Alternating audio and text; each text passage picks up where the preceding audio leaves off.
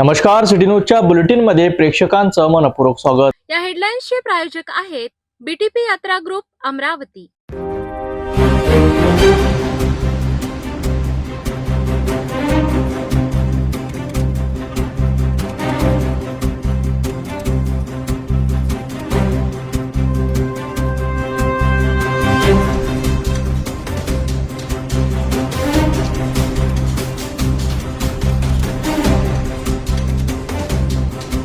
बातमीपत्राची सुरुवात करूया सुविचारमालेने। यश त्यालाच मिळते जो अपयशाला घाबरत नाही। शादी और ब्याह की शुरुआत आराधना साड़ी के साथ। Aradhana wholesale shopping mall L2 बीजलँड complex Nandgaon Peth Amravati Jawahar road Amravati. Break नंतर बघूया सविस्तर बातम्या। अमरावती जिल्ह्यातील वलगाव पोलीस स्टेशन हद्दीत एक धक्कादायक घटना उघडकीस आली आहे। पती पत्नीतील घरगुती वादातून पतीचा मृत्यू झाल्याची घटना खार तळेगाव येथे घडली असून या प्रकरणात पोलिसांनी आरोपीला अटक केली आहे। अमरावती जिल्ह्यातील वलगाव पोलीस स्टेशन हद्दीतील खार तळेगाव येथे पती पत्नीतील वादातून एक धक्कादायक घटना घडली आहे। माहितीनुसार खार तळेगाव येथील रहिवासी 45 वर्षीय मंगेश देवीदास गोटे यांचा घरगुती कारणावरून पत्नीशी वाद झाला। हा वाद अचानक विकोपाला गेला आणि दोघांमध्ये झालेल्या मारहाणीत मंगेश गोटे गंभीर जखमी झालेत। घटनेनंतर त्यांना तातडीने उपचाराकरिता रुग्णालयात दाखल करण्यात आले, मात्र उपचारादरम्यान त्यांचा दुर्दैवी मृत्यू झालाय। घटनेची माहिती मिळताच वलगाव पोलिसांनी तात्काळ घटनास्थळी धाव घेत संशयित आरोपीला ताब्यात घेतले। घटनेची गंभीरता लक्षात घेऊन पोलीस आयुक्त राकेश ओला, उपायुक्त गणेश शिंदे, पोलीस उपायुक्त शिवाजी बचाटे, गुन्हे शाखेचे पोलीस निरीक्षक संदीप चव्हाण तसेच वलगाव पोलीस स्टेशनचे पोलीस निरीक्षक वैभव पानसरे यांनी घटनास्थळी भेट देत पाहणी केली। सध्या या प्रकरणाचा सखोल तपास वलगाव पोलिसांकडून सुरू असून पुढील माहिती तपासानंतर स्पष्ट होणार आहे। देवीदास गोटे हा इसम वय 42 वर्ष नेहमी त्याच्या पत्नीला दारू पिऊन मारहाण करत असे, त्रास देत असे। या कारणावरून काल त्याच्या पत्नीने त्याचा मारहाण करून त्याच्यामध्ये त्याचा खून केलेला आहे। त्याबाबत वलगाव पोलीस ठाण्यात गुन्हा दाखल करून पुढील कारवाई आणि तपास वलगाव पोलीस ठाण्याचे अधिकारी करत आहेत।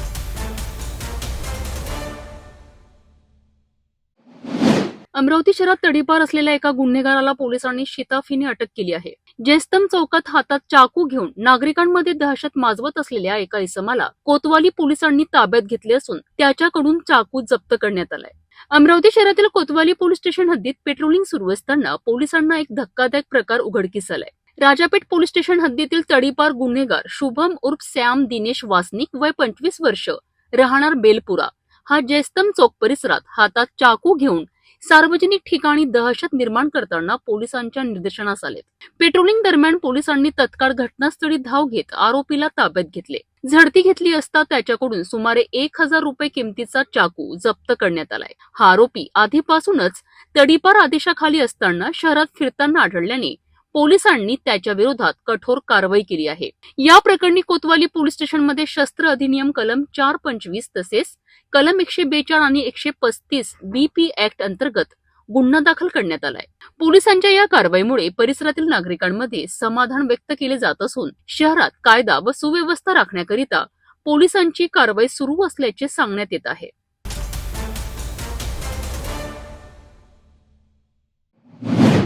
अमरावती महानगरपालिकेने मालमत्ता कर थकबाकीदारांवर कारवाई अधिक तीव्र केली आहे। वारंवार सूचना देऊनही कर न भरल्यामुळे दस्तूरनगर परिसरातील एका मालमत्तेवर महानगरपालिकेने सील लावण्याची कारवाई केली आहे। अमरावती महानगरपालिकेकडून मालमत्ता कर थकबाकीदारांवर कारवाईचा बडगा उगारण्यात आला आहे। पूर्व झोन क्रमांक 3 अंतर्गत दस्तूरनगर परिसरातील मालमत्ता क्रमांक 381 वर महानगरपालिकेने सील लावण्याची कारवाई केली आहे। ही मालमत्ता कमलबाई खंडेलवाल यांच्या नावावर असून बराच काळ मालमत्ता कर थकीत होता। महानगरपालिकेच्या कर वसुली विभागाकडून संबंधित मालमत्ता धारकांना अनेक वेळा नोटीस देऊनही थकीत कर भरण्याच्या सूचना देण्यात आल्या होत्या।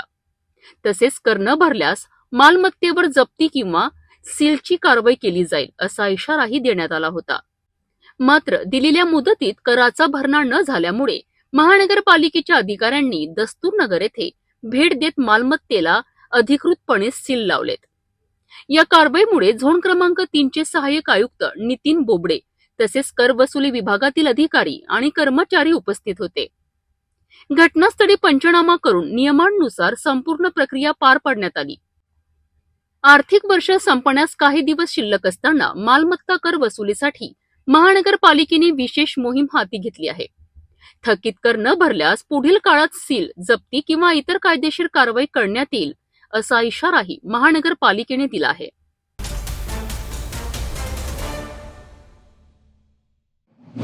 अमरावतीतील नवसारी परिसरात स्वच्छतेच्या समस्यांबाबत महापौर श्रीचंद्र तेजवाणी यांनी प्रत्यक्ष पाहणी केली आहे.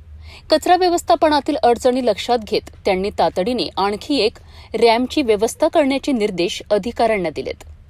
नवसारी परिसरात स्वच्छतेच्या संदर्भात निर्माण झालेल्या समस्यांमुळे स्थानिक नगरसेवकांना नागरिकांच्या तक्रारींचा सामना करावा लागत होता. याच पार्श्वभूमीवर नगरसेवक ऋषिकेश देशमुख आणि स्वीकृत नगरसेवक भोजराज काळे यांनी महापौर श्रीचंद्र तेजवाणी यांना प्रभाग भेटीसाठी आमंत्रित केले होते. महापौरांनी प्रभागात भेट देत प्रत्यक्ष परिस्थितीची पाहणी केली. यावेळी अतिरिक्त आयुक्त शिल्पा नाईक, नगरसेवक चंदू खेडकर, गुड्डू धर्माडे, वैद्यकीय अधिकारी डॉक्टर अजय जाधव आणि कोणार्क कंपनीचे प्रतिनिधी उपस्थित होते. तपोवन ते नवसारी परिसरातील कचरा व्यवस्थापनाकरिता घंटागाड्यांद्वारे कचरा कंटेनरमध्ये टाकण्याची व्यवस्था करण्यात आली आहे. मात्र या पाहणी दरम्यान एकाच वेळी 5 ते 6 घंटा गाड्या उभ्या राहत असल्याने कचरा टाकताना अडथळे निर्माण होत असल्याचे निदर्शनास आले. यामुळे स्वच्छतेच्या कामावर परिणाम होत असल्याची माहिती स्थानिक नगरसेवकांनी महापौरांना दिली. या दरम्यान वाढत्या कामाच्या प्रमाणामुळे एकाच रॅम्पवर ताण येत असल्याचे लक्षात येऊन महापौरांनी तातडीने आणखी एका रॅम्पची व्यवस्था करण्याचे निर्देश संबंधित अधिकाऱ्यांना दिलेत. तसेच स्वच्छता व्यवस्थेवर अधिक काटेकोरपणे लक्ष देण्याच्या सूचनाही त्यांनी दिल्यात.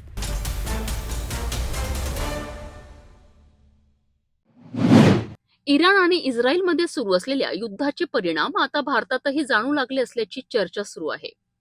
गॅस पुरवठ्याबाबत निर्माण झालेल्या भीतीमुळे अमरावतीत गॅस एजन्सी बाहेर नागरिकांची मोठी गर्दी झाल्याचे चित्र आज पाहायला मिळाले.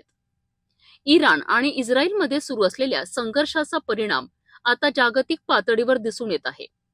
याच पार्श्वभूमीवर भारतात गॅस पुरवठ्यावर परिणाम होऊ शकतो अशी चर्चा सध्या सुरू आहे. याच भीतीमुळे अमरावती शहरात सकाळपासूनच विविध गॅस एजन्सी बाहेर नागरिकांची मोठ्या प्रमाणात गर्दी झाल्याचे पाहायला मिळाले. क्या बताएंगे, बहुत सारे लोग यहाँ पे ये ऐसी पब्लिक लाइन लगा दी, ये ऐसा तरात होगा, रोजगार रह रहे, ये घरों को सिलेंडर नहीं, ये लोगों के ब्लैक से बेच रहे उधर लोग 1500 रुपए के. ये आम जनता को तरास हो रहा ना भैया. ये अब हमारे जैसे आम जनता लोगों को काम धंधा छोड़ के यहाँ पे लाइन लगाना पड़ रहा. और पंप के भी 100 रुपए किलो गैस हो गया. अब बताओ ऑटो वाले क्या कर रहे, गरीब लोग क्या कर रहे. अनेक नागरिकांनी घरगुती गॅस सिलेंडर मिळवण्याकरिता एजन्सी बाहेर रांगा लावल्याचे चित्र होते. दरम्यान काही गॅस एजन्सी चालकांशी संवाद साधला असता त्यांनी स्पष्ट केले की अमरावती शहरात सध्या फक्त कमर्शियल गॅसचा तुटवडा आहे. घरगुती वापरासाठी लागणारा एलपीजी गॅसचा पुरेसा साठा सध्या उपलब्ध असल्याचेही त्यांनी सांगितले. तसेच नागरिकांनी कोणत्याही अफवांवर विश्वास ठेवू नये आणि घाबरून जाऊन अनावश्यक गर्दी करू नये असे आवाहनही एजन्सी चालकांनी केले. मात्र सध्याचा साठा किती दिवस पुरेल याबाबत निश्चित सांगता येणार नसल्याचेही त्यांनी स्पष्ट केलेत. याच पार्श्वभूमीवर अफवांमुळे निर्माण झालेली भीती आणि त्यातून वाढलेली नागरिकांची गर्दी हे चित्र आज अमरावती शहरात पाहायला मिळाले. इराण इस्रायल संघर्षाचे फटके आता आपल्या देशात सुद्धा जाणवायला लागले आहेत. भारत देशामध्ये जे आहेत गेल्या अनेक दिवसांपासून गॅस तुटवड्याचं संपूर्ण जे आहेत पूर्ण महाराष्ट्रामध्ये सुद्धा चर्चा सुरू आहेत. मोठ्या प्रमाणात गॅस सिलेंडरचा तुटवडा असल्यामुळे मोठ्या प्रमाणात नागरिक या ठिकाणी संकटात आल्याचं चित्र एकंदरीत पाहायला मिळतंय. सध्या अमरावतीची स्थिती जर बघितली तर अमरावती शहरामध्ये घरगुती गॅस सिलेंडर करिता कुठल्याच प्रकारची अडचण नसल्याची जी आहेत देशमुख गॅस एजन्सीकडून आम्हाला माहिती मिळालेली आहे. मात्र कमर्शियल जे आहेत हॉटेलमध्ये लागणारे गॅस सिलेंडर याचा तुटवडा अमरावती शहरामध्ये सुद्धा असल्याचं चित्र एकंदरीत जे आहेत माहिती समोर येत आहेत. आपण सध्या देशमुख गॅस एजन्सी समोर जर बघितलं तर मोठ्या प्रमाणात नागरिकांनी या ठिकाणी गर्दी केलेली आहे. गॅस सिलेंडरचा तुटवडा असल्याची संपूर्ण प्रसार माध्यमांवर बातम्या सुरू असल्यामुळे जे आहेत मोठ्या प्रमाणात नागरिक या ठिकाणी गॅस जे बुकिंग करण्याकरिता या ठिकाणी आलेले आहेत आणि या ठिकाणी मोठ्या प्रमाणात गर्दी झाल्याचं चित्र आहे. मात्र कुठल्याच प्रकारची या ठिकाणी घरगुती गॅस करिता तुटवडा नसल्याचं जे आहे माहिती समोर येत आहे. मात्र हॉटेलमध्ये लागणारे जे आहेत कमर्शियल गॅस करिता मोठ्या प्रमाणात अमरावती शहरामध्ये सुद्धा तुटवडा असल्याचं माहिती या ठिकाणी समोर येत आहे। त्यामुळे घरगुती लागणाऱ्या गॅस करिता कुठल्याच प्रकारे नागरिकांनी भयभीत होऊ नये। संपूर्ण जे आहे तर सध्या तरी अमरावती शहरामध्ये घरगुती गॅस करिता कुठल्याच प्रकारचा तुटवडा नसल्याचं यावेळी समोर आलं आहे। कॅमेरामॅन मोहन विश्वकर्माचा मी रोजकडे पाहत राहा सिटी न्यूज अमरावती।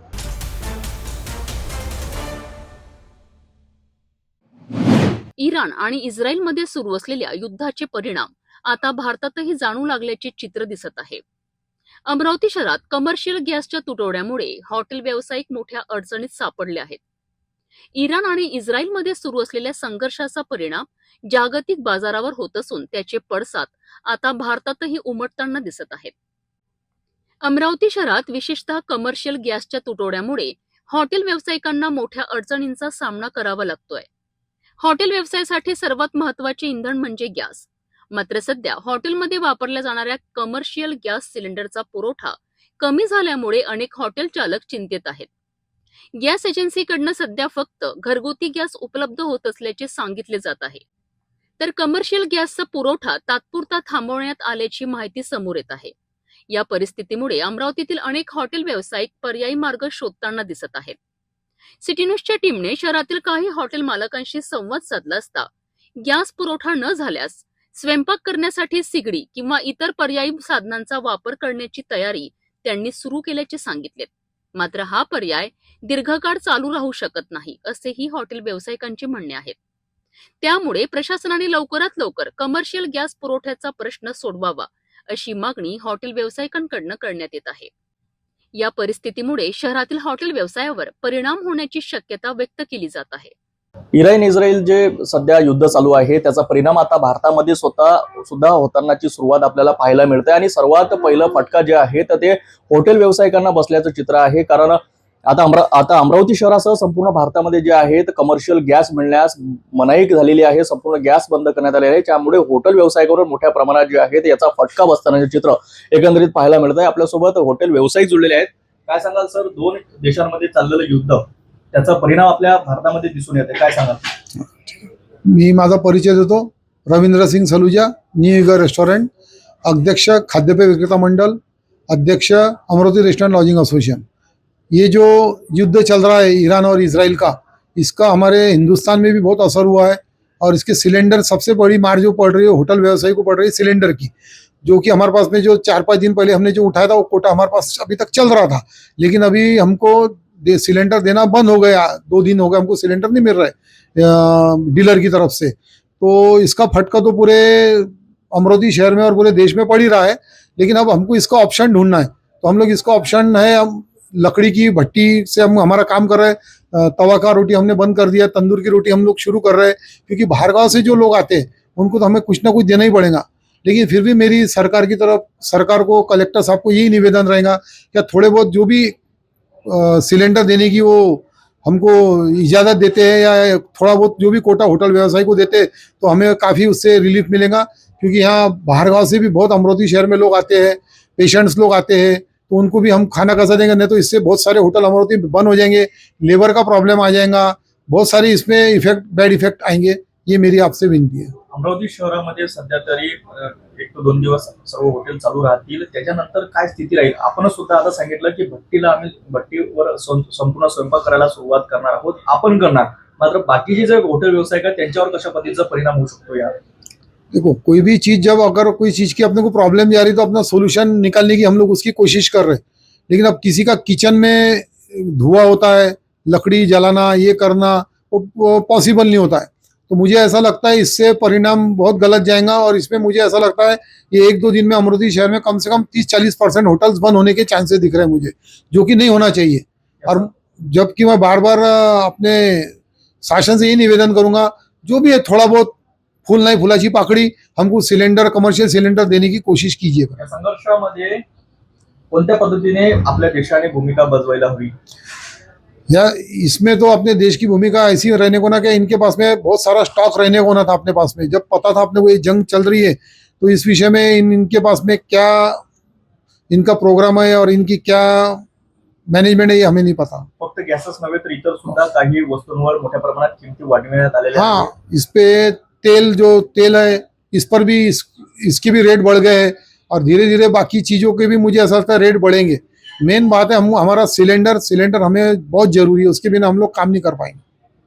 अगर जर हे युद्ध वाढलं तर भारताच्या अर्थव्यवस्थेवर काय परिणाम होऊ शकतो याचा? भारत क्या हर देश में इसके अर्थव्यवस्था पर परिणाम पड़ेगा, क्योंकि जब कोई देश में युद्ध होता है तो उसके परिणाम तो सबको भुगतना पड़ता है और वो सब भुगतेंगे उसको। मुझे लगता है ये युद्ध को रोकने की कोशिश करना चाहिए सरकार ने और बाकी देशों ने मिलकर। आपली कशा पद्धतीची तयारी राहील? आता गॅस संपूर्णपणे बंद झालेली आहेत, आपण सुद्धा भट्टीला सुरुवात केली आहे, किती दिवस पर्यंत आपण हे चालवू शकाल? देखिए अब हम हमारी तरफ से मेहनत और कोशिश करेंगे, जितना भी हो सके हम लोग लकड़ी पे कोयले पर हमारा काम करने की कोशिश करेंगे, थोड़ा बहुत जो होगा करेंगे हम लोग काम। नक्कीच अमरावती शहरामध्ये मोठ्या प्रमाणात हॉटेल व्यावसायिकांवर मोठ्या प्रमाणात जे संकट आल्याचं चित्र सध्या एकंदरीत पाहायला मिळतंय। संपूर्णपणे जे आहेत गेल्या 2 दिवसांपासून हॉटेल मालकांना असो किंवा कमर्शियल गॅस देण्यास मनाई करण्यात आलेली आहे। त्यामुळे मोठ्या प्रमाणात हॉटेल व्यावसायिकांचं जे आहेत व्यवसायावर सध्या खंडणी पडण्याचं चित्र एकंदरीत आपल्या अमरावती शहरामध्ये पाहायला मिळतंय। कॅमेरामॅन मोहन विश्वकर्मासह मी रोहित काळे, पाहत सिटी न्यूज, अमरावती।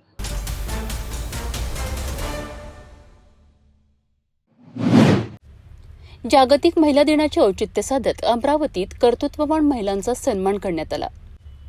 अमरावती मध्यवर्ती कारागृहाच्या अधीक्षिका कीर्ती चिंतामणी आणि ॲडव्होकेट प्रीती रेवणे यांचा अभिनंदन पेंढारी मित्रमंडळ आणि दिगंबर जैन महासमिती यांच्या वतीने सत्कार करण्यात आला। अमरावती शहरात जागतिक महिला दिनानिमित्त आयोजित कार्यक्रमात विविध क्षेत्रात उल्लेखनीय कार्य करणाऱ्या महिलांचा गौरव करण्यात आला।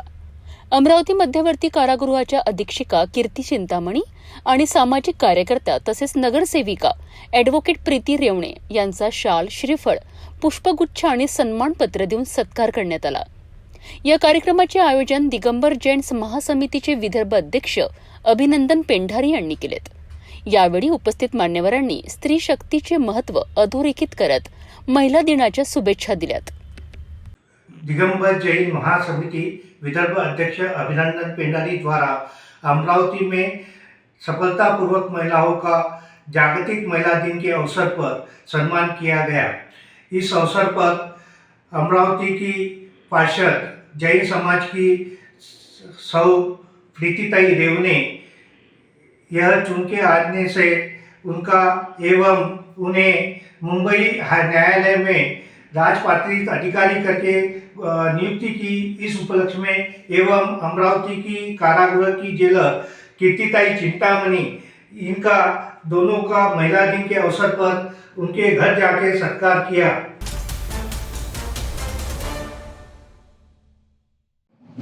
अखेर अमरावती शहरातील राजकमल रेल्वे उड्डाण पुलाच्या निर्मितीसाठी आता काम सुरू झालेलं आहे। आपण एकंदरीत जर बघितलं तर गेल्या अनेक महिन्यांपासून या ठिकाणी संपूर्ण भिंत उभारून नागरिकांकरिता ये जा करण्याकरिता जे आहेत रस्ता बंद करण्यात आला होता। मात्र आता जे आहेत या उड्डाणपूल बांधकामाला सुरुवात झालेली आहे। एकंदरीत हा उड्डाणपूल सर्वात अगोदर जे आहे आता जमीनदोस्त करण्यात येणार आहे।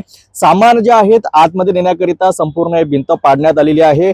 कालपासून या संपूर्ण प्रक्रियेला सुरुवात एकंदरीत बघितलं तर सामान सुद्धा या ठिकाणी आणण्यात आलेला आहे। मुंबईच्या एका मोठ्या कंपनीला या संपूर्ण जे आहेत उड्डाणपूल तोडण्याचा ठेका देण्यात आलेला आहे आणि रेल्वे स्टेशनच्या वरील जो उड्डाणपूल आहे तो सर्वात अगोदर तोडण्यात येणार आहे। जवळपास 1 महिन्यात ही संपूर्ण प्रक्रिया पूर्ण होणार आहे। त्याकरिता लागणारे साहित्य, मशिनरी सुद्धा या ठिकाणी दाखल करण्यात आलेले आहेत आणि आता या संपूर्ण बांधकामाला सुरुवात करण्यात म्हणजे उड्डाणपूल तोडण्यास सुरुवात करण्यात आलेली आहे। तर भिंत तोडून आतमध्ये संपूर्ण सामान आता नेण्यात येणार आहे आणि आज सकाळपासूनच जे आहेत युद्ध पातळीवर ही संपूर्ण उड्डाणपूल तोडण्यास सुरुवात करण्यात आलेली आहे। त्या 1 महिन्यात हा संपूर्ण उड्डाणपूल तोडून या ठिकाणी नवीन उड्डाणपूल उभारण्याचं काम आता सुरू झालेलं आहे। कॅमेरामॅन मोहन विश्वकर्मासह मी रोहित काळे, पाहत रहा सिटी न्यूज, अमरावती।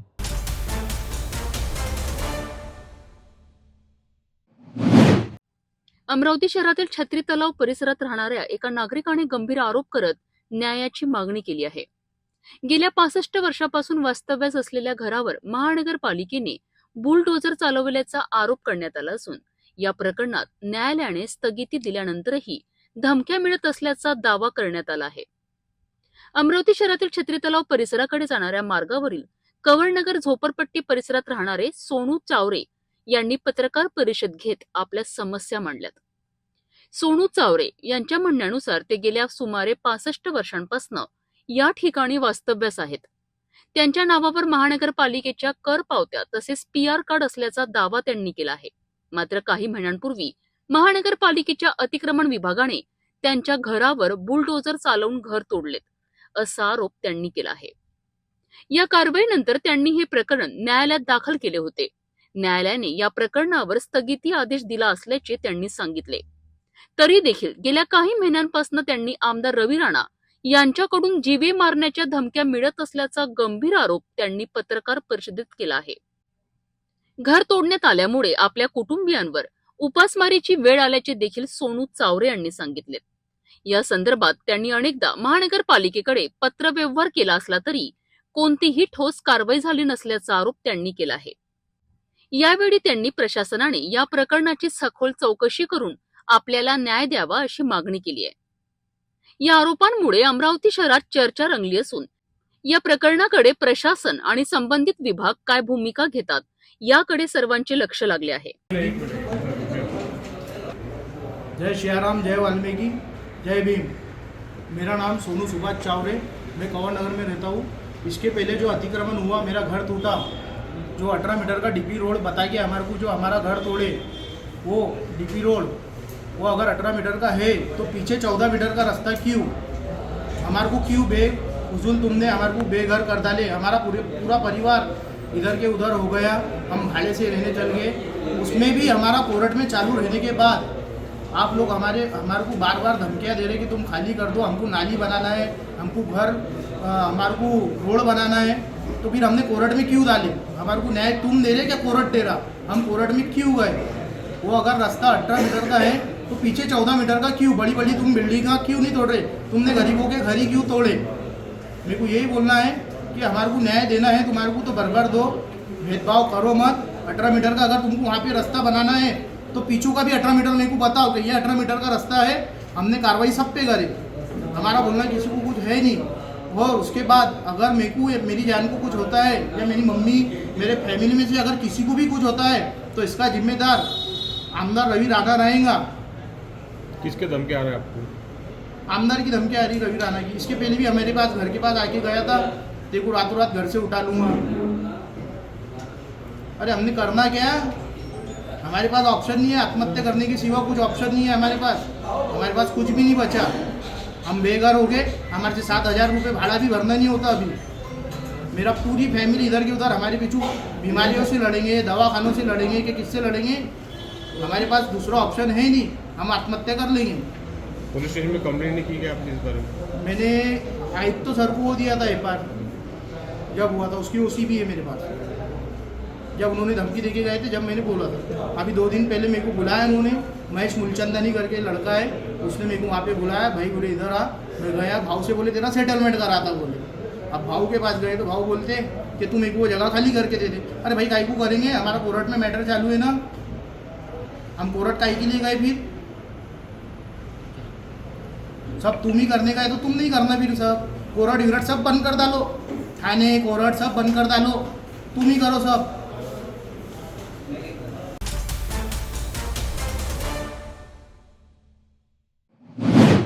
अमरावती जिल्ह्यातील बडनेरा शहर आणि परिसरात घरगुती गॅस सिलेंडरच्या वातावरणात होत असलेल्या विलंबनामुळे नागरिकांचा संताप वाढला आहे.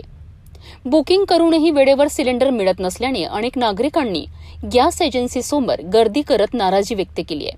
बडनेरा शहरासह परिसरातील जवळपास 50 गावांना गॅस पुरवठा करण्याची जबाबदारी ही मंगलम भारत गॅस एजन्सीकडे आहे. मात्र गेल्या काही दिवसांपासून बुकिंग करूनही ग्राहकांना वेळेवर गॅस सिलेंडर मिळत नसल्याच्या तक्रारी वाढत आहेत. मी मोबाईलवर फोन लावत आहे तो मोबाईल स्विच ऑफ दाखवत आहे, हा नंबर अस्तित्वात नाही आहे. आणि यांच्यासोबत संपर्क केला तर ते अरेराई करता, आम्ही काय तर गोट्या खेळून राहिलो काय, आणि अरेराईची भाषा वापरतात. तुम्हाला जे कंप्लेंट करायची करत बसा. तुम्ही पुन्हा किती दिवसापासून? 2 दिवसापासून येत आहे आणि मोबाईल 4 दिवसापासून संपर्क करत आहेत. हा नंबर अस्तित्वातच नाही आहे. कोणत्या नंबर संपर्क करता आपण? भारत मंगल गॅस म्हणून असं आहे आणि त्यांच्या ऑनलाईनमध्ये ते सेव्ह केलेलं आहे. नियमांनुसार ऑनलाईन बुकिंग केल्यानंतर 1 ते 3 दिवसात सिलेंडर मिळणे अपेक्षित असते. परंतु प्रत्यक्षात ग्राहकांना 5 ते 6 दिवस प्रतीक्षा करण्यास सांगितले जात असल्याचे समोर आले आहे. खऱ्या अर्थानं भारत सरकारने ज्या पद्धतीने लोकांच्या मनामध्ये जी भीती निर्माण झाली, ती भीती एक सरकार म्हणून लोकांच्या मनातून आपल्याला घरगुती सिलेंडर मिळणार नाही या आशेपोटी सर्व नागरिक आपल्या गॅस मिळावं, आपल्या घरची चूल पेटावी ह्याकरता इथं गर्दी करत आहेत. मी आपल्या माध्यमातून शासनाला विनंती करेन की ज्याप्रमाणे गॅस सिलेंडरची जे टंचाई भासत आहे असा गृहीत धरून जे नागरिक आज मोठ्या प्रमाणात त्या ठिकाणी गर्दी करत आहेत ते त्यांनी दूर करावी. आणि त्याचप्रमाणे जे व्यावसायिक सिलेंडर आहेत जे पूर्णपणे आता बंद केलेले आहेत, ज्यामुळं व्यावसायिक सिलेंडरच्या माध्यमातून जे आपले व्यवसाय करत होते, त्यांचे घरं चालत होते, ते सुद्धा आज खूप घडीवर पडलेले आहेत. त्यांनासुद्धा रोजगार प्राप्त व्हावा, त्या ठिकाणी काम करणाऱ्या लोकांना रोजगार प्राप्त झाला पाहिजे ह्या अनुषंगाने तातडीनं शासनानं उपाययोजना करून या सर्व गोष्टीचा निराकरण करावं एवढीच आपल्या माध्यमातून विनंती करतो. यामुळे संतप्त नागरिकांनी एजन्सी समोर गर्दी करत नाराजी व्यक्त केली आहे. एजन्सीच्या सूत्रांनी सांगितले की गॅस प्लांटवरून सिलेंडरचा साठा उशिरा मिळत असल्यामुळे वितरणात विलंब होत आहे. माझं नाव सुनील अरुण बोरगे, मी मंगलम भारतीयाचा एक कर्मचारी आहे आणि माझं सर्व बंडाऱ्यातल्या वासियांना आणि आजूबाजूच्या जे गावखेडे यांना एवढं सांगायचं आहे की एवढं काही पॅनिक व्हायचं काही कारण नाही आहे. सिलेंडरचा स्टॉक भरपूर आहे आणि कुठेही तुम्ही असं घाबरून जाऊ नका. रोजच्या रोज आपला जे वाटप आहे ते चालूच आहे आणि काहीही मनातली शंका ठेवू नका. आपला वाटप सुरळीत चालू आहे. तुमच्या कार्यालयातून सांगण्यात आलं की 5 दिवसानंतर म्हणजे ऑनलाईन बुकिंग केल्यानंतर 5 दिवसानंतर ते सिलेंडर मिळणार. त्या संदर्भात काय स्पष्टीकरण देणार आपण? नाही, प्रॉब्लेम असा आहे की आपला जो जिथून आपला सिलेंडरचा स्टॉक येतो तर तिथूनच नाही का आपली जे लोड आहे ते कमी झालेले आहे, म्हणून नाही का 5-6 दिवसाची वेटिंग चालू आहे. तरी पण आपल्याकडे साठा खूप सारा आहे. आपण सर्व लोकांना 2-3 दिवस म्हणजे ज्यांचे 4-5 दिवस पहिलेचे नंबर आहे त्यांना पहिले देतो आणि जे नवीन नंबर आहे त्यांना आपण थांबून ठेवलं तरी आपण नाही का सर्वांना सेवा द्यायची सेवा देत आहोत. गॅस पुरवठा अनियमित झाल्यामुळे घरगुती गॅसवर अवलंबून असलेल्या कुटुंबियांमध्ये चिंतेचे वातावरण निर्माण झाले आहे. समस्या हे आहे, आमच्याकडे माल शॉर्टेज चालू आहे. बुकिंग ऑलरेडी 5 दिवसाची पेंडिंग आहे. लोक प्रेशर ऐकायला तयार नाही. लोकांचे नंबर लागून नाही राहिले. कंपनीचा प्रॉब्लेम आहे. आम्ही सर्वांना हँडल करून राहिलो. जितके नंबर अगोदर लागलेले आहेत त्यांना आम्ही सिलेंडर देऊन राहिलो. 5 दिवसाची वेटिंग आहे. फक्त बस इतकंच म्हणणं आहे. नागरिकांनी शासनाने गॅस पुरवठा साखळी मजबूत करून वितरण व्यवस्था नियमित करण्याची मागणी केली आहे. आखाती देशात युद्ध सुरू आहे आणि त्यामुळे इंधनाची टंचाई भासत आहे. भारत सरकारने या संदर्भात इत्थंभूत पावले उचललेली आहेत. मात्र काही ठिकाणी या इंधनाचा समस्या निर्माण झालेली आहे. त्यामुळे काही जे व्यावसायिक जे इंधन वापरायला जाऊ होतं ते बंधन केलेलं आहे. मात्र घरगुती गॅस सुरळीत चालू राहावा याकरता भारत सरकार प्रयत्नशील आहे. परंतु इथे आपण पाहू शकता माझ्या मागे भरपूर गर्दी आहे. लोकांना भीती आहे की बा सिलेंडर मिळणार की नाही. ज्यांनी बुकिंग केलेली आहे त्यांना 5 दिवसाचा अल्टिमेटम इथे देण्यात येत आहे असं येथील एका कर्मचाऱ्यांनी सांगितलेलं आहे. मात्र देशात सर्वत्र घरगुती गॅस सुरळीत वाटप सुरू आहे. फक्त महाराष्ट्रातील जे 2-3 जिल्हे असतील ज्यामध्ये ठाणे असेल, कळवण असेल, अमरावती असेल येथे थोड्या प्रमाणात तुटवडा सुरू आहे. मात्र हा तुटवडा पूर्णपणे सुरू होईल, नियमित वाटप सुरू राहील असं यांचं म्हणणं आहे. पडणेरावरनं मी मच्छिंद्र भटकर, सिटी न्यूज, अमरावती.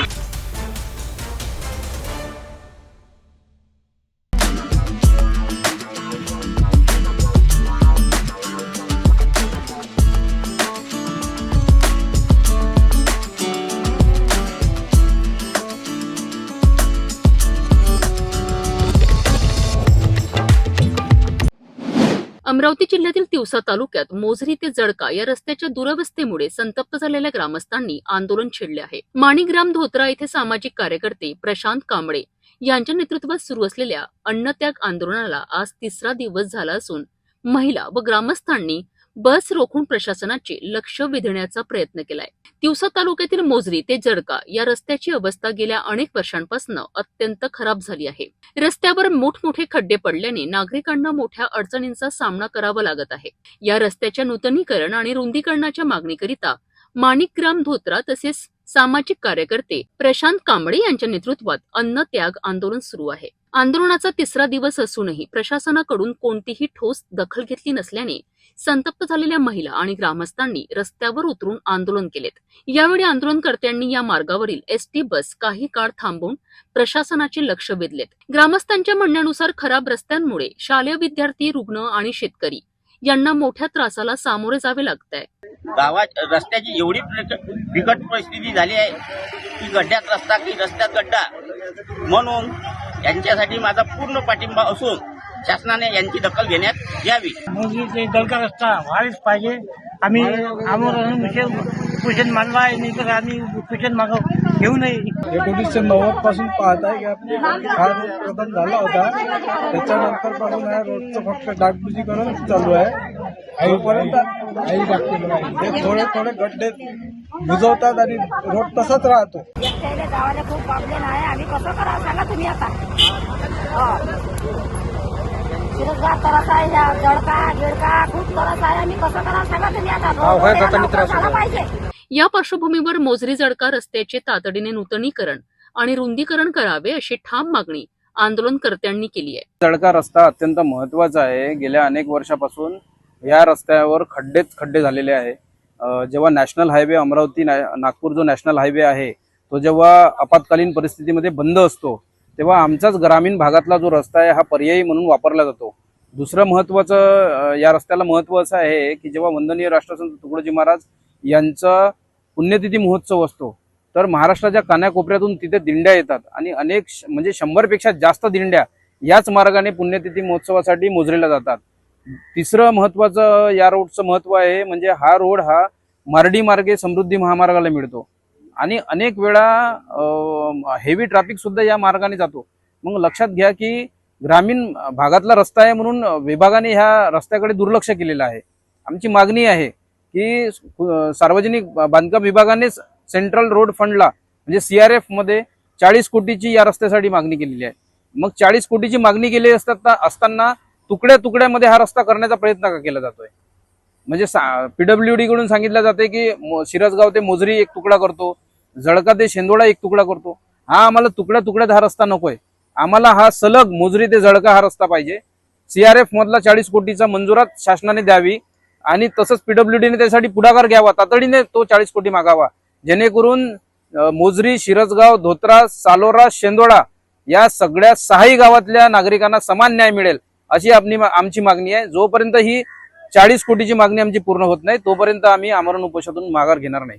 आंदोलनाची माहिती मिळताच संबंधित विभागाच्या अधिकाऱ्यांनी ग्रामस्थांशी संपर्क साधून समस्या सोडवण्याचे आश्वासन दिले आहेत.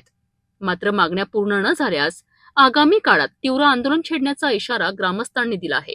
या आंदोलनात महिला, युवक आणि ज्येष्ठ नागरिक मोठ्या संख्येने सहभागी झाले होते. विषय आहे शिरसगाव मोजरी धोत्रा ते जळगाव पर्यंत जो रस्ता आहे तो लोकांना खूप त्रासदायक होत आहे, नादुरुस्त झालेला आहे, खड्डे खूप झालेले आहेत. हा रस्ता दुरुस्त व्हावा ही त्यांची मागणी आहे. तो रस्ता तर त्यांचा काही वैयक्तिक विषय नाही, तो जनतेसाठी आमचा एक सहकारी पत्रकार त्या ठिकाणी उपोषणाला बसला आहे. त्यासह काही मागण्या आहे. या सगळ्या मागण्या काही मोठ्या नाही आहेत. शासनाला मोठमोठे समृद्धी मार्ग बनवता येतात, मोठमोठे हायवे बनवता येतात आणि साधा ग्रामीण भागातल्या जनतेसाठी या मंजूर करू शकत नाही निधी. गेल्या 4 वर्षापासून 5 वर्षापासून तो त्या ठिकाणचा हा प्रस्ताव पडलेला आहे की धोत्रा, शिरसगाव, जळकापर्यंत रस्ता मंजूर करण्याचा. तो रस्ता झाल्यास जनतेत दळणवळणाची साधने सोयीस्कर होईल, सुविधायुक्त होईल. त्यांना ते झटके सहन करून जाता येणार. खूप मुलं तिथून शाळेमध्ये जातात बिचारे. काही लोक त्या ठिकाणी पडलेले आहेत. म्हणजे ह्या सगळा त्रास होऊ नये म्हणून आमचे सहकारी मित्र प्रशांत कांबळे हे उपोषणाला बसले आणि आज त्यांचा 3रा दिवस आहे. आज 3रा दिवस माणसाच्या पोटात अन्न नाही आहे, दाना नाही आहे, काही नाही. अशा परिस्थितीत त्यांची प्रकृती खालावली, काही झालं तर याला प्रशासन जबाबदार आहे.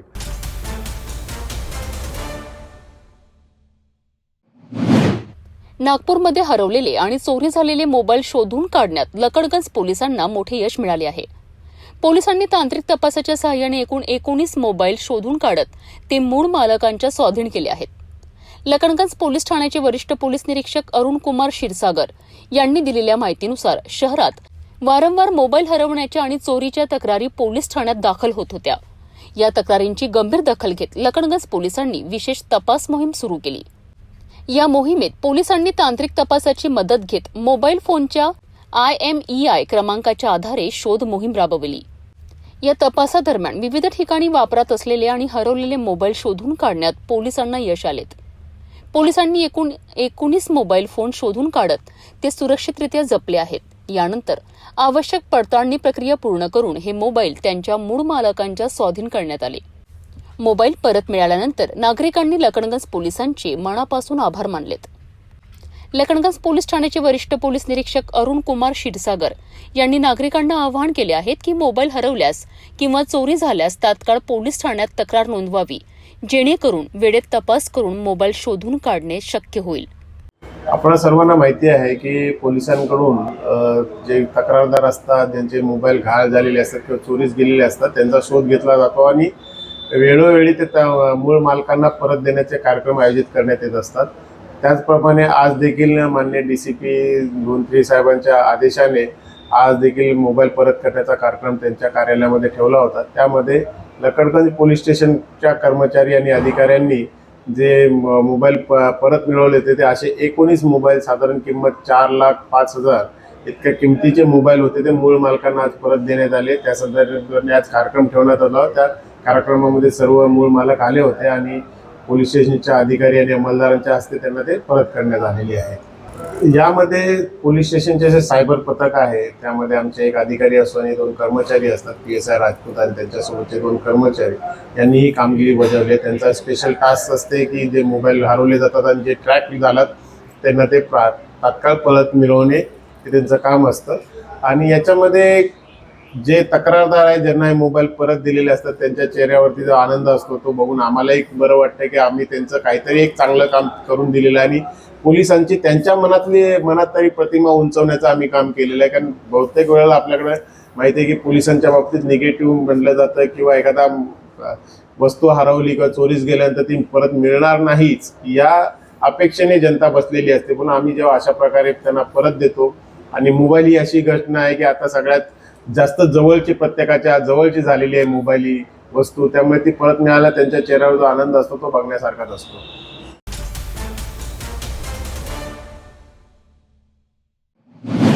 नागपूरच्या हुडकेश्वर परिसरात घरफोडीची घटना समोर आली आहे. घर बंद असल्याची संधी साधून अज्ञात चोरट्यांनी रोख रक्कम, दागिने आणि दुचाकीसह लाखोंचा ऐवज चोरून नेल्याची माहिती समोर आली आहे. नागपूर शहरातील हुडकेश्वर पोलीस ठाण्याच्या हद्दीत घरफोडीची घटना उघडकीस आली आहे. मिळालेल्या माहितीनुसार लक्ष्मीदास भरणदास वेणव वय 35 वर्ष हे विनायक नगर गजानन मंदिर मागे राहत होते. 9 मार्च रोजी रात्री 9:30 वाजताच्या सुमारास ते कुटुंबासह घराला कुलूप लावून विजयनगर येथे मार्केटमध्ये गेले होते. या दरम्यान अज्ञात चोरट्यांनी त्यांच्या घराचे मुख्य दरवाजाचे कुलूप व कंडी कोयंडात तोडून घरात प्रवेश केला. घरातील बेडरूम मधील अलमारीत ठेवलेली 11,000 रुपयांची रोख रक्कम तसेच सोने चांदीचे दागिने आणि होंडा ऍक्टिवा दुचाकी असा एकूण सुमारे 7,33,000 रुपयांचा मुद्देमाल चोरून नेला आहे. ही घटना लक्षात आल्यानंतर पीडित व्यक्तीने हुडकेश्वर पोलीस ठाण्यात तक्रार दाखल केली आहे. तक्रारीवरून पोलिसांनी अज्ञात आरोपी विरुद्ध भारतीय दंड संहितेच्या कलम 305, 331, 331-4 अन्वये गुन्हा दाखल केला आहे. सध्या पोलिसांकडनं आरोपींचा शोध सुरू असून पुढील तपास सुरू आहे. एकदम क्या कहेंगे उसको, क्यूरियोसिटी में जो है अंदर जाकर के देखा तो इसकी भी लॉक, जो मेन दरवाजा है उसका भी लॉक टूटा हुआ था. दिन क्या किया, अंदर जाकर के देखा तो सारा का सारा अलमारी जो है वो उसमें जितने भी सामान थे वो सारे बिखरे हुए थे और ताले अंदर के जो लॉक सिस्टम होता है ना अलमारी के अंदर वो भी सारे टूटे हुए थे, पूरे बिखरे हुए. या दीवान वगैरह जो है वो खोल के देखे हुए, जो सोफ़े थे वो पूरे उल्टा पल्टा किया हुआ था सारा का सारा सामान. यहाँ पर तो कैसे कुछ मूल्यवान चीज़ें नहीं थी, बट जब अंदर का जो मेरा बेडरूम है वहाँ देखा जा कर के तो वहाँ 2 लोहे की अलमारी है अलमीराज. तो उन दोनों में कैसे मेरे गोल्ड ऑर्नामेंट्स थे और डॉक्यूमेंट्स थे, वो सारी चीज़ें जो है देखा तो सारा बिखरा हुआ पड़ा हुआ था। और जो सोने के जो बॉक्सेस होते हैं, वो बॉक्सेस पूरे खुले हुए थे, पड़े हुए थे। गोल्ड जो ज्वेलरीज थी वो सारी की सारी गायब थे। और इसके बारे में जो है मैंने पुलिस में पूरे ब्यौरा दिया हुआ है कि मंगलसूत्र 10 ग्राम का है, 7 ग्राम का है, रिंग्स है वो कितने ग्राम्स की है, जैसे 10 ग्राम की रिंग है, 2 ग्राम की रिंग है। 4 बैंगल्स थे, 2 बैंगल्स जो है वो 20 ग्राम के थे, 10-10 ग्राम के, और 2 बैंगल्स जो थे वो 12.5 के आसपास के ग्राम के थे, 12.5 से 16 के आसपास के। ये मैंने ये सब देखने के बाद मैं तुरंत जो है पुलिस स्टेशन में यहाँ सामने भी मैंने पहले पूछा कि भाई यहाँ आप लोगों को रात को कुछ आवाज़ आई थी क्या? तो उन्होंने बोले कि कोई आवाज़ वगैरह नहीं आई है, अभी वैसे भी गर्मी के दिन शुरू हो चुके हैं तो कूलर वगैरह लग जाते हैं तो शायद उस वजह से आवाज़ ना आया हो। तो मैं तुरंत पुलिस स्टेशन में गया, हुडकेश्वर पुलिस स्टेशन में। तो वहाँ से मेरे साथ में कुछ पुलिस वाले आए, इधर में सीसीटीवी वगैरह देखे कहाँ है, तो उधर कॉर्नर का जो घर है वहाँ सीसीटीवी उन्होंने चेक किए। तो रात के समय 3 बजे के आसपास जो है कुछ चोर दिख रहे थे जो मूवमेंट कर रहे थे। कॉर्नर का जो घर है वहाँ पर भी वो गए थे, लेकिन वहाँ शायद उनको कुछ नहीं मिला होगा, वो फर्स्ट फ्लोर में रहते हैं। तो वो लोग इधर आए और मैंने जो चेक किया, मेरी घर पे बोला देखने के लिए कि कितना टोटल जो हमारा सोना गया हुआ है, तो तकरीबन 14.5 से 15 तोला जो है वो सोना गायब है। और कुछ कैश भी था मेरे बैग में रखा हुआ है। वैसे कैश में एग्जैक्टली गिन के नहीं रखा हुआ था, कभी भी लगता है तो उसमें से मैं यूज़ कर लेता था।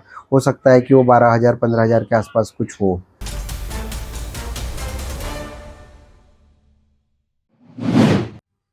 गॅस सिलेंडरच्या पुरवठ्याबाबत अफवा आणि संभाव्य काळाबाजार रोखण्याकरिता पोलीस प्रशासन सतर्क झाले आहे।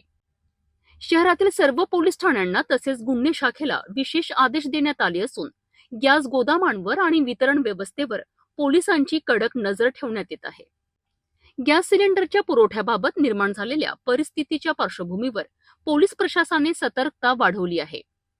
पोलीस आयुक्तांनी शहरातील सर्व पोलीस ठाणे, गुन्हे शाखा तसेच डीसीपींना विशेष आदेश देत या प्रकरणावर वैयक्तिक लक्ष ठेवण्याच्या सूचना दिल्या आहेत। नागरिकांकडून 112 हेल्पलाईनवर किंवा इतर माध्यमातून गॅसचा काळाबाजार, साठेबाजी आणि गैरव्यवहाराबाबत कोणतीही माहिती मिळाल्यास पोलिसांची टीम तात्काळ घटनास्थळी पोहोचून कारवाई करणार आहे। गॅस गोदामांजवळ कोणतीही अफरातफर होऊ नये तसेच काळाबाजार रोखण्याकरिता पोलिसांकडून विशेष पथकांच्या माध्यमातून पेट्रोलिंगही वाढवण्यात आले आहे। गरज पडल्यास गॅस गोदामे, वाहतूक व्यवस्था तसेच वितरण केंद्रांवरही पोलिसांकडून सुरक्षा पुरवली जाणार आहे। गॅस वितरण करणाऱ्या एजन्सीकडून किंवा केंद्रांकडून पोलिसांकडे मदतीची मागणी आल्यास तत्काळ पोलीस कर्मचारी तिथे तैनात केले जातील असेही प्रशासनाने स्पष्ट केले आहे।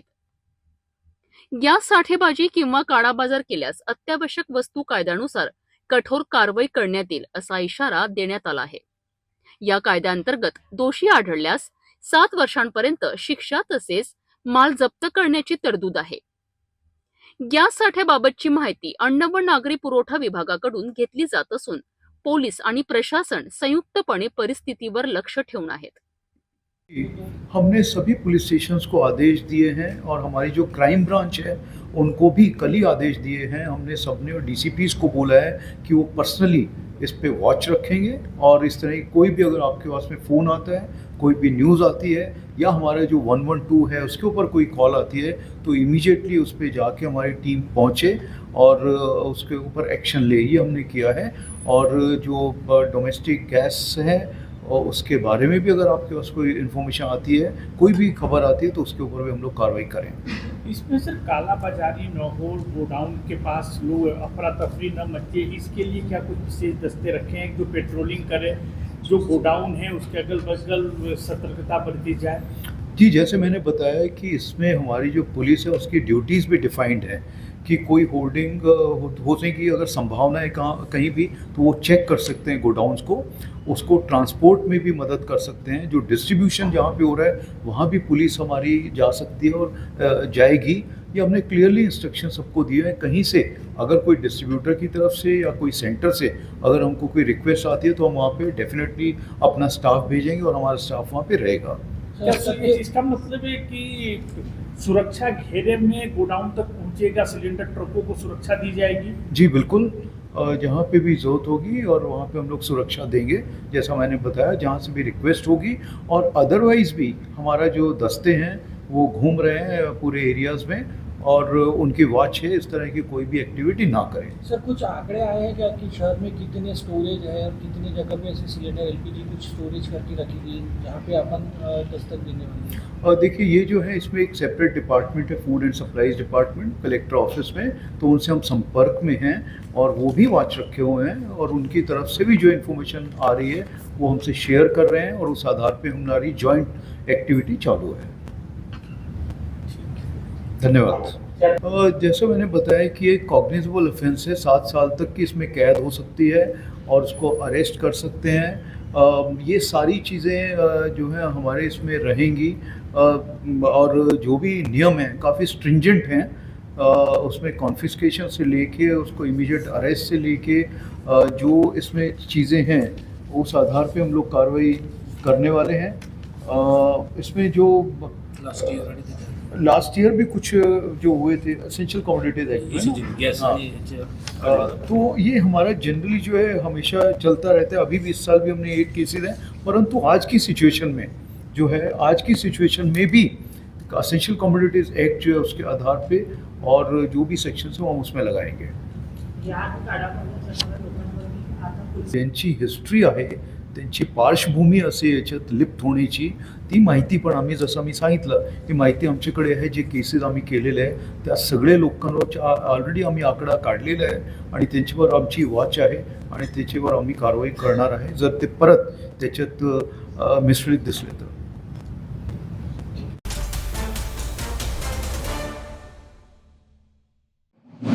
नागपूरमध्ये सरकारी कॉन्ट्रॅक्ट मिळवून देण्याचे आमिष दाखवत कोट्यावधी रुपयांची फसवणूक केल्याचा धक्कादायक प्रकार उघडकीस आला आहे। या प्रकरणी लकडणगंज पोलिसांनी आरोपी विरुद्ध गुन्हा दाखल केला असून पुढील तपास सुरू आहे। लकडणगंज पोलीस ठाण्याचे वरिष्ठ पोलीस निरीक्षक अरुण कुमार क्षीरसागर यांनी दिलेल्या माहितीनुसार सरकारी कॉन्ट्रॅक्ट मिळवून देण्याचे आश्वासन देत काही व्यक्तींना मोठ्या रकमेची फसवणूक करण्यात आल्याची तक्रार पोलिसांकडे दाखल झाली होती।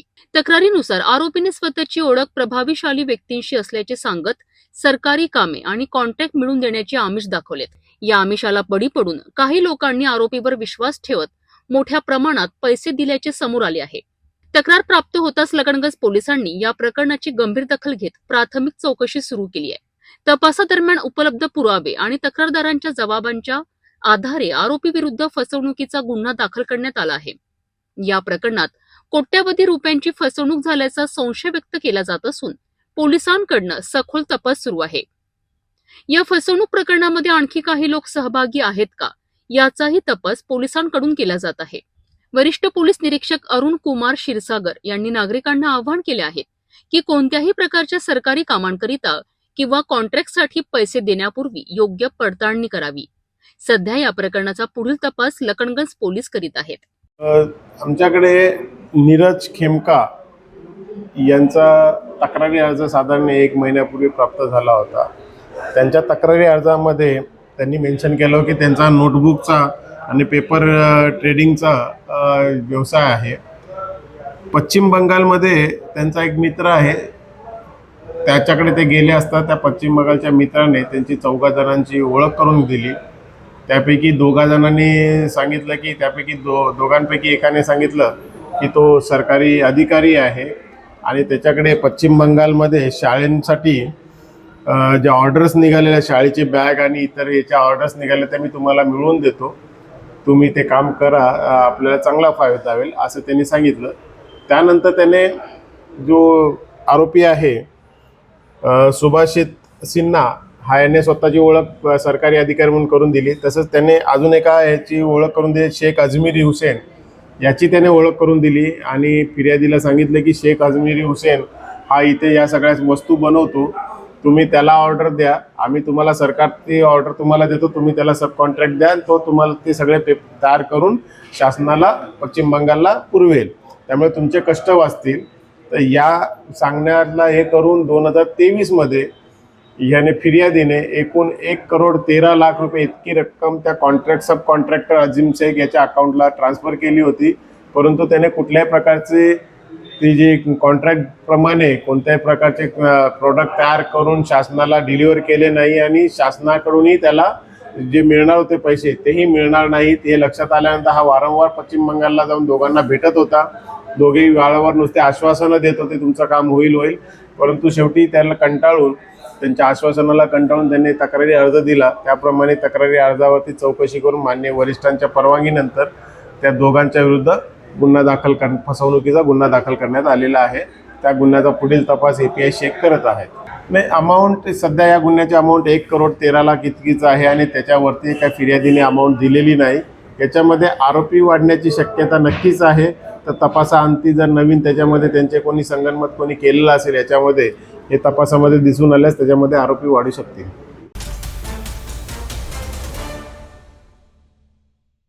नागपूरमध्ये पैशांच्या कारणावरून एक धक्कादायक घटना समोर आली आहे. माहेरून पैसे आणण्यास नकार दिल्यामुळे एका ई-रिक्षा चालकाने आपल्या पत्नीवर चाकूने जीवघेणा हल्ला केल्याची घटना उघडकीस आली आहे. या हल्ल्यात महिला गंभीर जखमी झाली असून तिच्यावर रुग्णालयात उपचार सुरू आहेत. नागपूरमधील वाठोडा पोलीस ठाण्याच्या हद्दीत असलेल्या न्यू सूरजनगर परिसरात ही धक्कादायक घटना घडली आहे.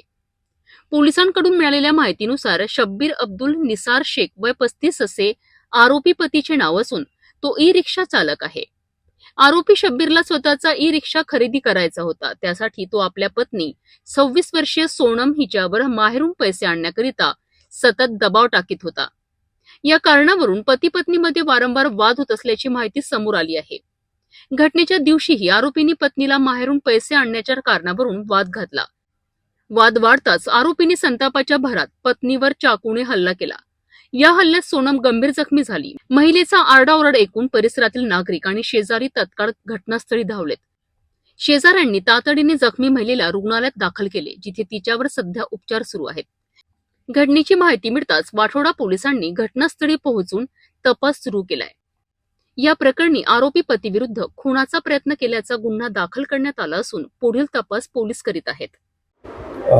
यातील जखमी सोनम शब्बीर शेख ही नवीन सूरजनगर कचरा डम्पिंग यार्डजवळ राहते. तिचा पती आहे शब्बीर अब्दुल निसार शेख.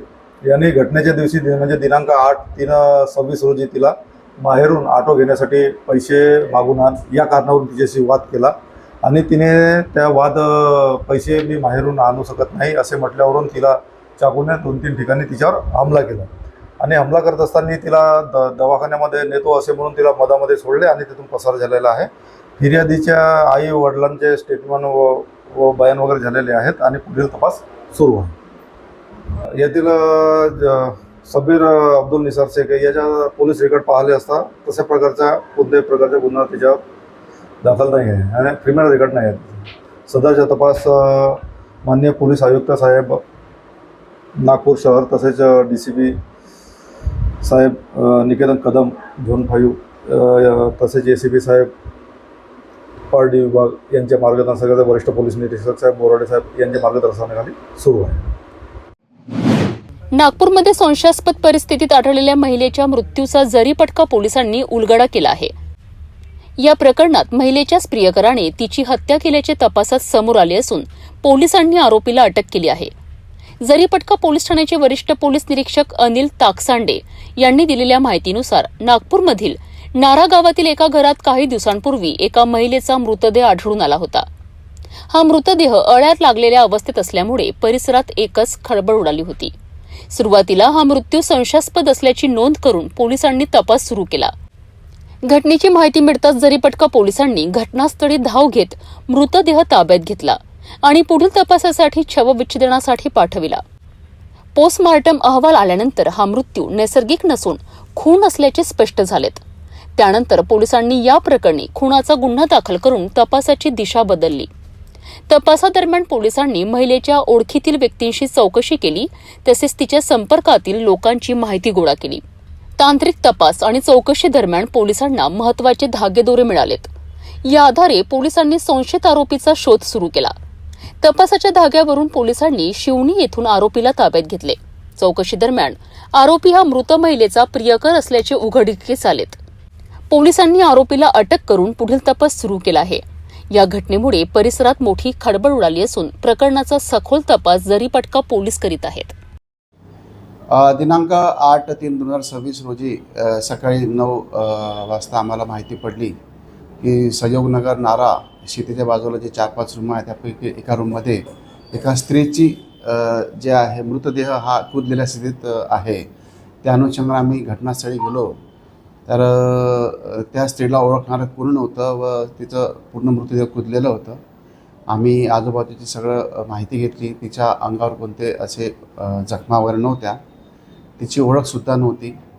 आम्ही त्याचा मर्ग दाखल केला. त्या अनुषंगाने आम्ही चौकशी केली.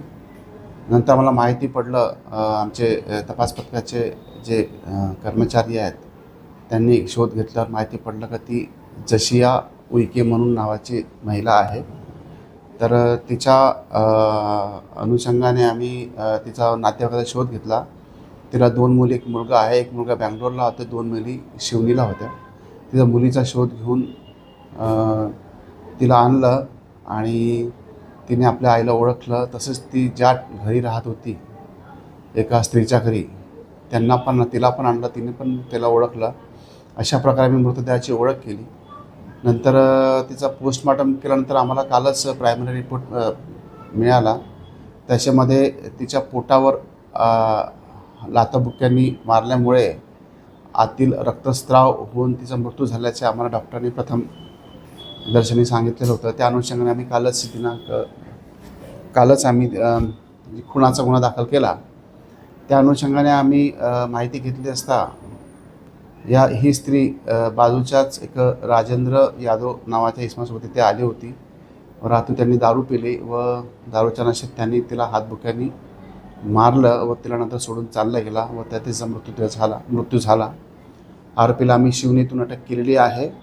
आरोपी अटक आहे. PCR घेत आहोत. पुढील तपास चालू आहे. सर, बॉडी किती दिवसापासून होती? जी बॉडी आहे ही रात्री दिनांक 4/3/2026 रात्रीची घटना आहे. सर, महिला संघ काही गैरव्यवहार भी केला का? नाही, काही गैरव्यवहार नव्हते. सोबतच ते एकत्र आले होते. त्यांचं प्रेमसंबंध होते. गैरकारण दारूच्या नशेत त्यांनी झगडा केला वर असं काही वेपन वगैरे नव्हतं वापरलं. त्यांनी हातबुक्यांनी मारल्यामुळे इंटरनल इंजुरी झाली. त्याच्यामुळे तिचा मृत्यू झालेला आहे. आता आरोपी अरेस्ट आहे. आरोपी अरेस्ट आहे. आता पुढील तपास चालू आहे.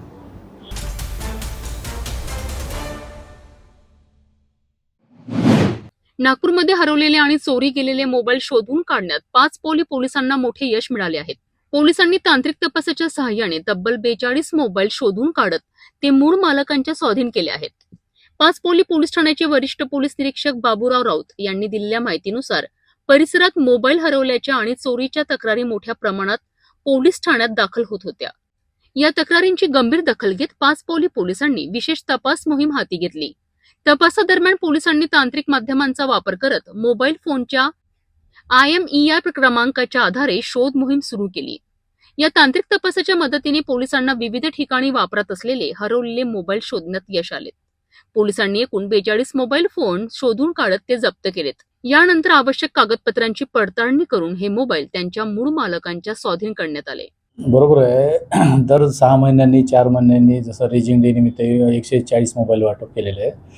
हे सर्व जे मोबाईल शोधण्याचं काम आहे, CIR पोर्टल भरण्याचं काम एक सायबरचे PSI गायकवाड आणि आशिष पाटील मोलाचं कामगिरी बजावतो. आशिष पाटीलने आणि महेंद्र सेलुकर एक CDR SDRचं सायबरचं काम पाहणारे माननीय पोलीस उपायुक्त परिमंडळ 3 मधली अंमलदार आहे. हे सर्व मिळून टीमवर्क केलेले आहे. दर 2 महिन्यांनी 1 महिन्यांनी आम्ही या सर्व माननीय पोलीस उपायुक्त परिमंडळ 3 यांच्या आदेशाने हे सर्व प्रकार ते झोन लेवलवरती आम्ही जमा करून सर्वांना ज्यांचे मोबाईल हरवलेले आहेत ते मोबाईल शोध घेऊन त्यांना परत तात्काळ आम्ही वाटप करून असा कार्यक्रम राबवित असतो. यावेळेला आमचे 42 मोबाईल या वर्षाचे शोध लावण्यात यश मिळालेले. ते सर्वच मोबाईल्स आम्ही त्या मोबाईलच्या मालकांना परत करण्यात आलेले आहे.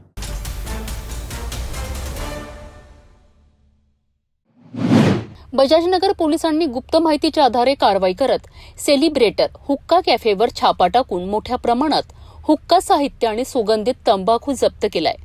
या कारवाईत हजारो रुपयांचा मुद्देमाल जप्त करण्यात आला आहे. मिळालेल्या माहितीनुसार बजाजनगर चौकातील सेलिब्रेटर कॅफेमध्ये हुक्का पिण्याची सुविधा दिली जात असल्याची माहिती पोलिसांना मिळाली होती. त्यानुसार 10 मार्च रोजी रात्री 12 वाजताच्या सुमारास पोलीस पथकाने कॅफेवर छापा टाकला. छाप्यात कॅफेमध्ये 2 तरुण हुक्का पीत असल्याचे आढळून आलेत. पोलिसांनी त्यांची चौकशी केली असता त्यांची नावे 27 वर्षीय सचिन अशोक भांडे आणि 30 वर्षीय आदित्य अनिल पेंडखे अशी असल्याची समोर आली आहे. तसेच कॅफेचा मॅनेजर अभय प्रमोद राव वय 34 वर्ष याचीही चौकशी करण्यात आली आहे. या चौकशीत कॅफेचे मालक अमित भीमदेव इंगळे यांच्या आदेशाने हुक्का साहित्य उपलब्ध करून दिले जात असल्याचे सांगण्यात आले. या कारवाईत पोलिसांनी हुक्का पॉट, पाईप, मातीची चिलम तसेच विविध फ्लेवरचे सुगंधित तंबाखू असा सुमारे 21,700 रुपयांचा मुद्देमाल जप्त केला आहे. काही नमुने तपासणीसाठी वेगळे करण्यात आले असून उर्वरित मुद्देमाल पंचासमक्ष जप्त करण्यात आलाय. या प्रकरणी मॅनेजर अभयराव आणि मालक अमित इंगळे यांच्या विरुद्ध तंबाखू उत्पादन अधिनियम 2003 अंतर्गत गुन्हा दाखल करण्यात आला असून पुढील तपास बजाजनगर पोलीस करीत आहेत. ही कारवाई पोलीस उपायुक्त रेड्डी, सहाय्यक पोलीस आयुक्त गुरव आणि वरिष्ठ पोलीस निरीक्षक चव्हाण यांच्या मार्गदर्शनाखाली बजाजनगर पोलीस पथकाने केली आहे. काल रात्री आम्हाला गुप्त बातमीदाराद्वारे माहिती मिळाली की सेलेस्टियन हॉटेलमध्ये हुक्का पार्लर सुरू असून त्या ठिकाणी आम्ही DB स्टाफसह जाऊन कारवाई केली. कारवाई दरम्यान आम्हाला 13 काचेचे पॉट, 13 रबरी पाईप, विविध फ्लेवरचे डबे व इतर साहित्य मिळून आले. असं एकूण 29,700 रुपयाचा मुद्देमाल आम्ही जप्त केला. आणि या ठिकाणी आम्ही सेलेस्टियल हॉटेल येथील मॅनेजर अभयराव तसेच मालक अमित इंगळे यांच्या विरुद्ध कलम 4(क)21(क) तंबाखू उत्पादने अधिनियम अंतर्गत कारवाई केलेली आहे आणि पुढील कारवाई करत आहे. आम्ही एकूण 29,700 रुपयाचा मुद्देमाल जमा केलेला. आम्हाला गुप्त बातमीदाराद्वारे माहिती प्राप्त झाली की इथे हुक्का पार्लर सुरू आहे. अशा माहितीवर आम्ही त्या ठिकाणी कारवाई करून तिथे मॅनेजर व मालक यांच्याविरुद्ध गुन्हा दाखल केलेला आहे. तिथे आम्हाला 2 व्यक्तींना हा मॅनेजर सर्व करताना मिळून आला. त्याप्रमाणे आम्ही कारवाई केलेली आहे.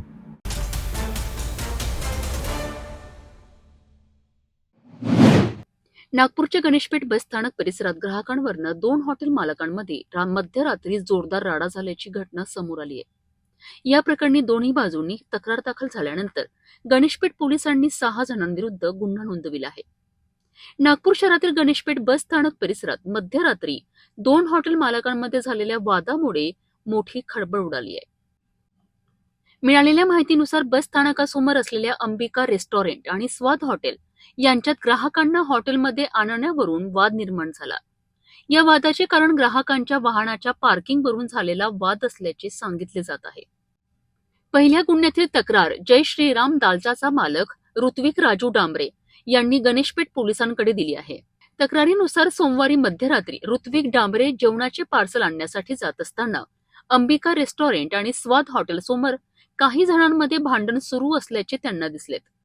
यावेळी स्वाद हॉटेलचा मालक विकास बांगलवार, त्याचा मित्र निशांत सावंत तसेच इतर काही जण आणि अंबिका रेस्टॉरंटचे मालक राम नरेश पांडे, नितेश पांडे, अनुष पांडे आणि दिनेश सापट यांच्यात जोरदार वाद सुरू होता.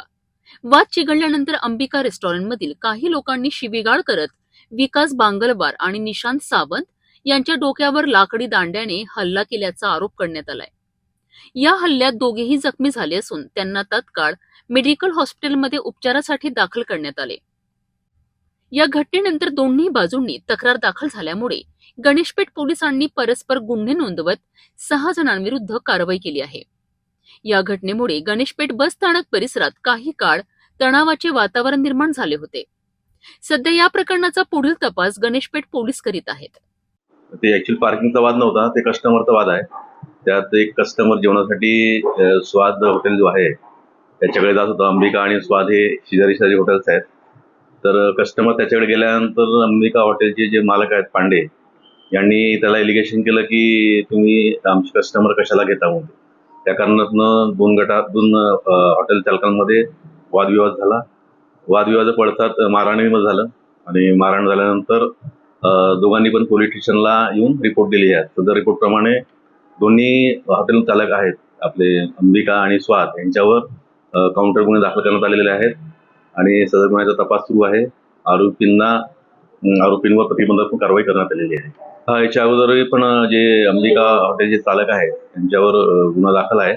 त्यांची पास हिस्ट्री तपासून त्याप्रमाणे पुन्हा त्यांच्यावर प्रतिबंधात्मक कारवाई करण्यात येत आहे. याच्यामध्ये स्वादवाल्यांनी जी रिपोर्ट दिली आहे त्या अनुषंगाने जे पांडे आहेत त्यात 4 आरोपी आहेत. नितेश पांडे, दुर्गाप्रसाद पांडे, दिनेश चाटप आणि अनुप पांडे असे 4 आरोपींचे नाव आहेत. आणि अंबिका यांच्या रिपोर्टवरनं जे स्वादवाल्यांवर गुन्हे दाखल झालेले आहेत त्याच्यामध्ये निशांत सावंत, प्रशांत कमाडे, विकी वांगलवार आणि एक वर्कर म्हणून दिलेला आहे. असे 4 लोकांवर असे परस्पर म्हणजे दोन्ही काउंटर गुन्हे दाखल करण्यात आलेले आहेत.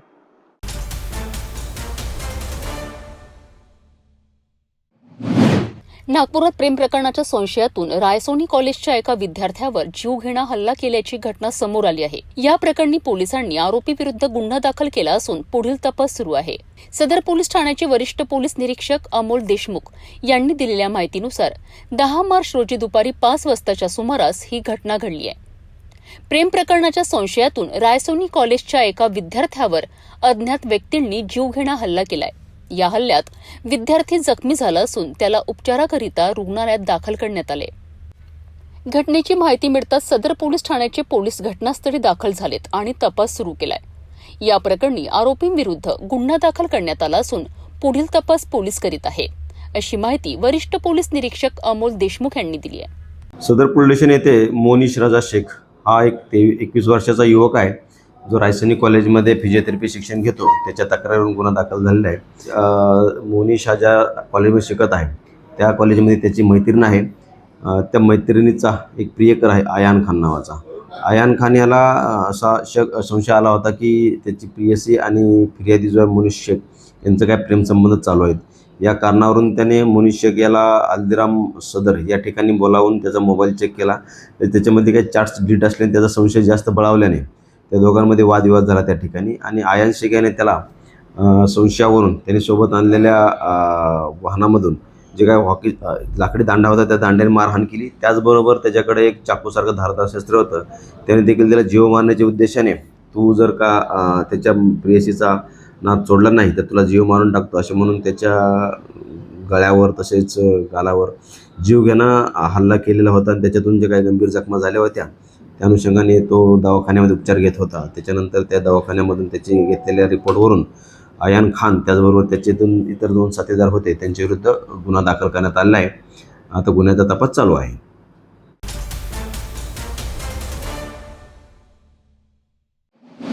नागपूर शहरात अंमली पदार्थांविरोधात पोलिसांनी सक्त मोहीम सुरू केली आहे. याच पार्श्वभूमीवर कपिलनगर पोलिसांच्या डी टीमने एमडी ड्रग्ज प्रकरणात 2 आरोपींना अटक करत त्यांच्याकडून अंमली पदार्थ आणि वाहन जप्त केले आहे.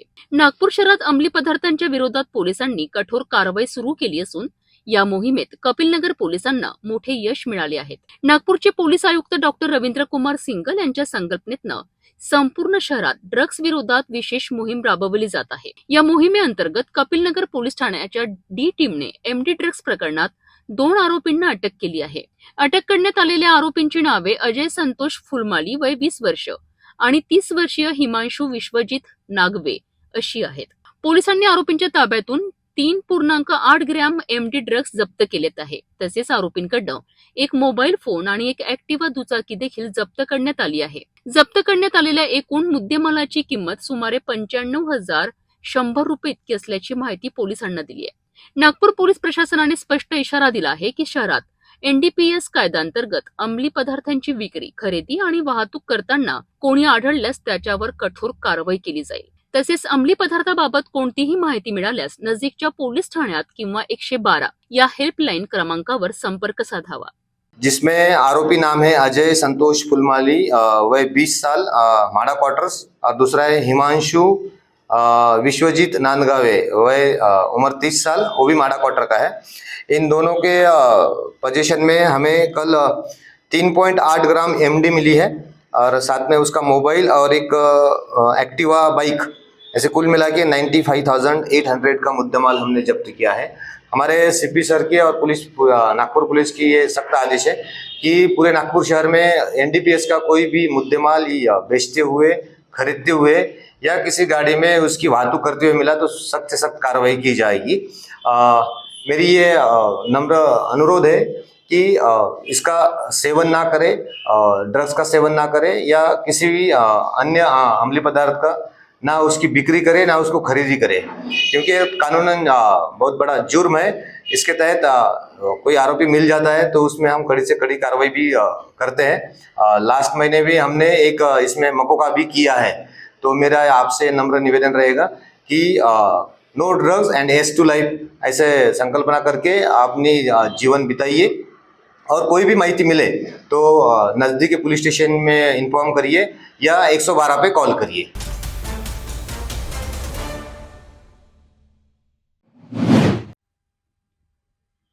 नांदेड जिल्ह्यातील माहूर येथे सुरू असलेल्या सोनापीर बाबा दरगाह उर्स यात्रेदरम्यान बनावट नोटा चालवण्याचा प्रकार उघडकीस आला आहे।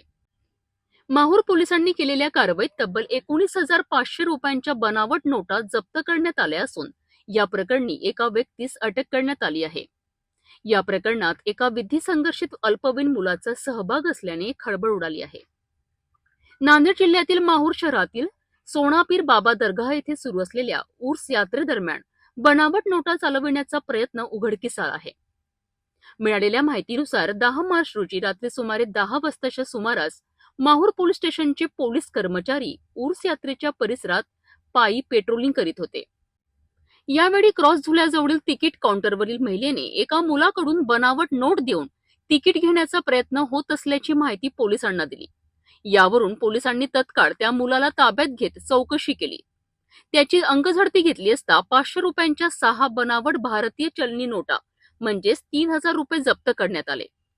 पुढील चौकशीत या नोटा त्याच्या आत्याच्या पतीच्या घरातून आणल्याची माहिती समोर आली। त्यानंतर पोलिसांनी वरिष्ठांच्या आदेशानुसार पंचासमक्ष त्या घराची झडती घेतली। या झडती दरम्यान घरातील रॅकमध्ये कपड्याखाली 500 रुपयांच्या 33 बनावट नोटा म्हणजेच 16,500 रुपये किमतीच्या नोटा आढळून आल्यात। पोलिसांनी पंचनामा करून एकूण 39 बनावट नोटा म्हणजेच 19,500 रुपयांच्या बनावट नोटा जप्त केल्यात। या प्रकरणी भारतीय न्याय संहिता कलम 179 आणि 180 अन्वये गुन्हा दाखल करण्यात आला आहे। या प्रकरणी एका व्यक्तीस अटक करण्यात आली असून विधी संघर्षित अल्पवयीन मुलाचा सहभाग समोर आल्याने परिसरात खळबळ उडाली आहे। ही कारवाई उपविभागीय पोलीस अधिकारी किरण कुमार भोंडवे यांच्या मार्गदर्शनाखाली पोलीस निरीक्षक देविदास चोपडे यांच्या नेतृत्वात करण्यात आली आहे। सध्या या प्रकरणाचा पुढील तपास पोलीस करीत आहेत।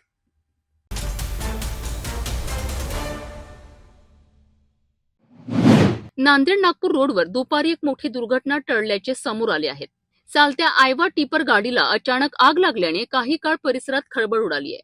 मात्र सुदैवाने या घटनेत कोणतीही जीवितहानी झाली नाही। नांदेड ते नागपूर या महामार्गावर पिंपळगाव शिवारातील पेट्रोल पंपासमोर एक धक्कादायक घटना घडली आहे। नांदेडकडे जात असलेल्या आयवा टिपर गाडीला अचानक आग लागल्याची घटना घडली। चालत्या वाहनातून धूर आणि ज्वाळा बाहेर येऊ लागल्याने परिसरात भीतीचे वातावरण निर्माण झाले। घटनेची माहिती मिळताच महामार्ग पोलीस तसेच अर्धापूर पोलीस स्टेशनचे कर्मचारी तात्काळ घटनास्थळी दाखल झालेत। यासोबतच अग्निशमक दलाच्या गाडीलाही पाचारण करण्यात आले आणि अग्निशमक दलाने तातडीने कारवाई करत आगीवर नियंत्रण मिळवलेत। सुदैवाने या घटनेत कोणतीही जीवितहानी झाली नाही, मात्र वाहनाला मोठे नुकसान झाल्याची प्राथमिक माहिती समोर येत आहे। दरम्यान वाहनाला आग लागल्यामुळे काही काळ नांदेड नागपूर महामार्गावर वाहतूक विस्कळीत झाली, तसेच रस्त्यावर वाहनांची मोठी रांग लागल्याची चित्र पाहायला मिळालेत।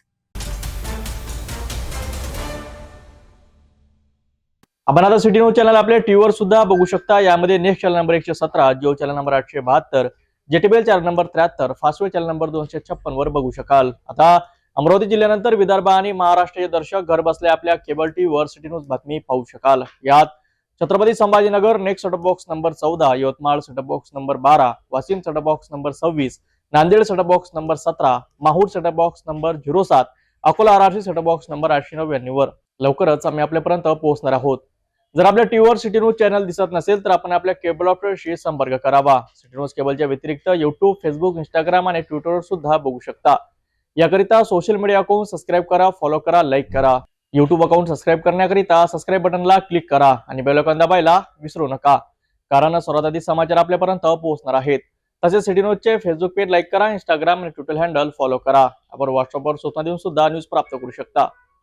व्हॉट्सअप नंबर खाली स्क्रीनवर येत आहे. ही बातमी एवढ्यावरच थांबूया. पुन्हा भेटून घडामोडीसोबत. नमस्कार. हर खबर पर पैनी नजर, हर मुद्दे पर सटीक वार, यही है सिटी न्यूज की पहचान. जहाँ सच्चाई की आवाज दबाई जाती है, वहाँ सिटी न्यूज उठाता है सवाल. हर स्क्रीन पर, हर प्लेटफॉर्म पर हमारी मौजूदगी बोलती है. सिटी न्यूज हमेशा सच के साथ.